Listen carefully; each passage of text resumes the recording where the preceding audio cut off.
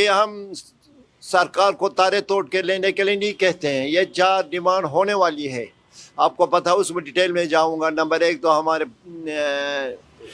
इलाका जो है वो ट्राइबल इलाका है। आपको पता है सिक्किम, भूटान, हर जगह ट्राइबल इलाकों को 6 शेड्यूल के दर्जे में ज़ुमरे में लाया गया है। हम चाहते हैं नंबर 1 तो हमारे इलाके को 6 शेड्यूल के ज़ुमरे में लाएं। दूसरा, डेमोक्रेसी, हमारे वहाँ पर कोई डेमोक्रेसी नहीं। हिंदुस्तान अपने साथ फ़ख्र करते हैं कि दुनिया का सबसे लार्जेस्ट डेमोक्रेसी है। अगर लार्जेस्ट डेमोक्रेसी है तो करगिल में क्यों नहीं? वहाँ पर हम चाहते हैं एक स्टेटहुड जिसमें हमारे आप कह रहे हो कि वहाँ पे आप लद्दाख में डेमोक्रेटिक प्रैक्टिसेस फॉलो नहीं होता है? कोई नहीं होता है, कोई नहीं। आप ऐसा कह रहे हो? लेकिन आप थोड़ा सा बताइए। आप जानते हैं ना, यहाँ पर जो भी ऑर्डर आते हैं वो एक ब्यूरोक्रेट के जरिए आता है, एक सेक्रेटरी के जरिए आता है। ये चुने हुए नुमाइंदों के पास कुछ भी नहीं है। अगर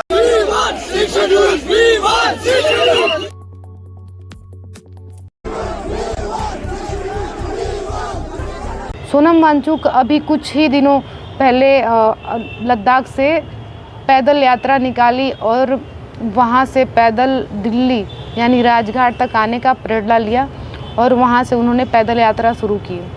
उनका ये लक्ष्य था कि 2 अक्टूबर तक वो आके राजघाट में प्रवेश करेंगे, लेकिन जैसा कि न्यूज़ में देखा गया कि जैसे ही वो दिल्ली सिंधु बॉर्डर पे आए और उन्हें पुलिस ने उनको रोक लिया और सवाल करने लगी। सोनम वांगचुक की अगुवाई में उस यात्रा को समाप्त किया जाना था राजघाट पर जैसे ही वो प्रोटेस्टर दिल्ली पहुंचते हैं, दिल्ली सिंधु बॉर्डर पे पहुंचते हैं, उन लोगों को डिटेन कर लिया जाता है। लगभग 250 व्यक्ति होते हैं वहाँ के, लद्दाख के। दिल्ली पुलिस ने कहा कि आप लोग राजघाट नहीं जा सकते। दिल्ली पुलिस ने कहा कि साहब, अभी वक्फ बोर्ड पर कुछ नियंत्रण लगाने के वजह से जो बिल सरकार ला रही है उसके वजह से आप नियंत्रण में रहेंगे हम लोगों के, और आप जो है 4 लोग से ज़्यादा एक साथ इकट्ठा नहीं रह सकते हैं। को डिटेन करने के लिए, डुप्लाई करने के लिए जो लोकल गवर्नमेंट जो बना है LHDC के नाम पर, उसके पास कुछ भी नहीं है। वो नहीं है। क्योंकि डेमोक्रेट ये ब्यूरोक्रेट उनको हफ्ते के बाद वो ट्रांसफर अवॉइड करते हैं, क्योंकि आपको पता है ऊपर से गवर्नर राश है, गवर्नर तो बाहर के होते हैं, वहाँ पर 2 या 2.5 साल के लिए होता है। उसको लद्दाख को समझना, वहाँ की सर्दी गर्मी फ्रेजाइल इलाके के हालात को समझने में 2 साल लगता है। 2 साल के बाद उसको ट्रांसफ़र करके चले जाते हैं। वो हमारी मजबूरियाँ, हमारी प्लान, हमारी ज़रूरियात को समझ नहीं पाते हैं। आप सोचिए, 250 से ज़्यादा लोगों को डिटेन करके रखा गया है 2 दिन तक, मतलब थाने में, और फिर उनसे सवाल जवाब कर रहे हैं। सोचिए आखिर उन लोगों की क्या मांग है? उन लोगों की यही तो मांग है ना कि उन लोगों को की जो राज्य है, जो केंद्र शासित प्रदेश है, उनको 6 शेड्यूल में डाला जाए। उनके अधिकारों की मांग अपनी कर रहे हैं, लेकिन सरकार को चाहिए कि उनको सुना जाए।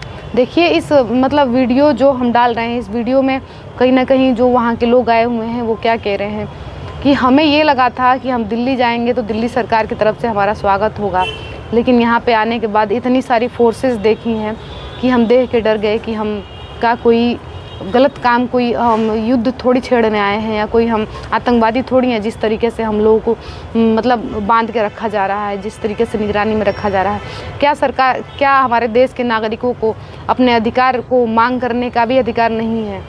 क्या वो अपने अधिकार को सरकार से नहीं मांगेंगे तो फिर किससे मांगेंगे? और जैसे ही वो लोग आते हैं, इन लोगों को डिटेन कर लिया जाता है, इन लोगों को कैद कर लिया जाता है 2 दिन तक। इसमें ये लोग कह रहे हैं कि एक तो हम पैदल वहाँ से चले हैं जो इतने हारे थके हैं, और वहाँ से आने के बाद फिर हम लोग के साथ ऐसा व्यवहार करना कहीं से भी उचित नहीं है। और आगे की वीडियो देखिए। यहाँ पर जब कोई बेटे अपने बाप के पास आते हैं, कुछ डिमांड लेकर आते हैं, तो किस तरह बिहेव होना चाहिए, मैं आपसे पूछता हूँ। उसका बिहेव क्या होना चाहिए उस बाप का?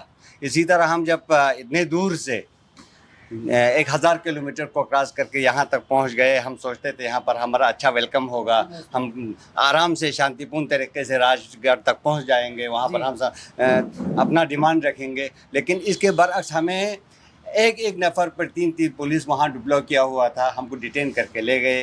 कोई जाफ़रपुर ले गया, कोई सुल्तानपुर ले लिया, किसी को पता नहीं है कौन कहाँ है, कौन कहाँ नहीं है। 24 घंटे के अंदर में हमने क्या जीता है, क्या बीता है, वो आप सब जानते हैं। जब डिटेन होगा तो इंसान क्या हो जाता है, और वो भी सफ़र के हालात में, वो भी थकान के हालात में, जब हम इतने दूरी से आ रहे थे। और हमारा डिमांड जो था, जिस तरह हमारे साथियों ने बोला, नाचोट बनाकर बिल्कुल, यानी हर इंसान की बहुत ज़्यादा ख्वाहिश होते हैं। हमारे भी वहाँ पर बहुत सारे प्रॉब्लम्स हैं, बहुत सारे मुश्किलात हैं। उन सब को ख़त्म करने के बाद हम सिर्फ 4 चीज़ों को लेकर यहाँ तक पहुँच गया। हमारा 4 पॉइंट एजेंडा है, जो हमारे एपेक्स लद्दाख और केडीए करगिल की तरफ से 4 पॉइंट को हमने यहाँ पर लेकर, वो भी हिंदुस्तान के आइन के तहत में।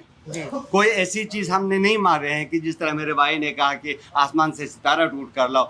यानी ये 6 शेड्यूल का मामला जो है, 6 शेड्यूल हमारे इंडिया की कॉन्स्टिट्यूंसी में ऑलरेडी पहले से हैं, जिनको मिला हुआ। फिलहाल सरकार से जो मांग है वो मांग जारी रहेगी, चाहे सरकार आए चाहे सरकार जाए, लेकिन मांग मांगते रहेंगे। और हमें ऐसा लगता है कि सोनम वांगचुक जैसे ऐसे विद्वान और ऐसे साहसी व्यक्ति के साथ पूरे भारत के लोग खड़े हैं। और हम अपील करते हैं कि जो भी व्यक्ति ये वीडियो देख रहा हो या कहीं से भी कोई भी वीडियो देख रहा हो, हमेशा से सोनम वांगचुक का पक्ष लीजिए और उनकी बातों से सहमत होइए, क्योंकि वो एक इकलौता ऐसे व्यक्ति हैं जो अपने राज्य के लिए, जो अपने समाज के लिए, जो अपने पर्यावरण के लिए सरकार से इतनी साहस से मांग उठा रहे हैं। लेकिन सोचिए हमारी सरकार ऐसी है जो उनकी बातों को इस तरीके से इग्नोर कर रही है जैसे कि कोई ये महत्वपूर्ण बात हो ही नहीं सकती है। पर्यावरण प्रदूषण को कम आंकने वाले व्यक्ति मूर्ख हैं। उनको ये नहीं पता है कि हमारे पर्यावरण में अगर प्रदूषण फैल गया तो सिर्फ लद्दाख के व्यक्ति नहीं, हम कह रहे हैं ना कि पूरे भारत के लोगों के लिए ये कष्टदायी होगा। और भाई क्यों ना मांगे अपना हक, वो क्यों नहीं मांगे सरकार से? सरकार को बनाने वाले वही व्यक्ति, और सरकार ने उनका अधिकार नहीं दिया तो मांगेंगे ही। खैर, आपका क्या कहना है इस वीडियो पे कमेंट करके ज़रूर बताइएगा। बहुत बहुत धन्यवाद।